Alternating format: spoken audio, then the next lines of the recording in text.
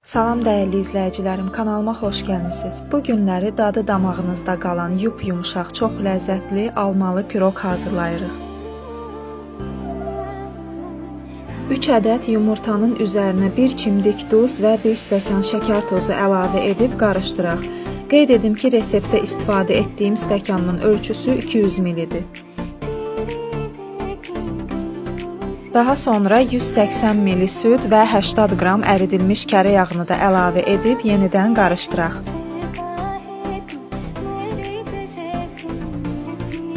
Yarım çay qaşığı darçın və 1 ədəd limonun qabığını rəndənin xırda gözündən keçirdib əlavə edək.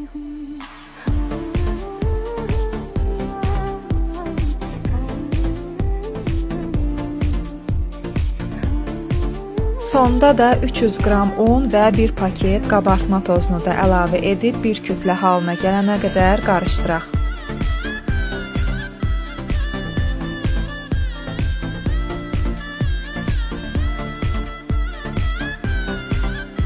Üç ədəd almanı da tumlarından təmizləyib, doğrayıb əlavə edirik xəmirimizə. Əgər almaların qabığı qalın deyilsə, qabığını soymaya bilərsiniz.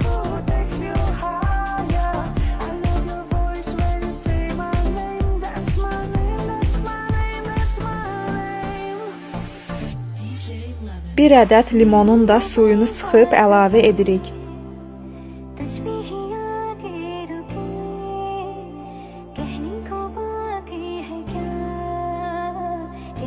Formamızı da duru yağla yağlayıb xəmirimizi formaya yerləşdiririk və əvvəlcədən isidilmiş 180 dərəcəli sobada 40-45 dəqiqə ərzində bişiririk. Bişib soyduqdan sonra üzərinə zövqə görə şəkər pudrası da səpə bilərsiniz. Bu qədər sadə dostlar, hazırlanması çox tez olan və çox ləzzətli bir piroq resepti paylaşdım sizlərlə.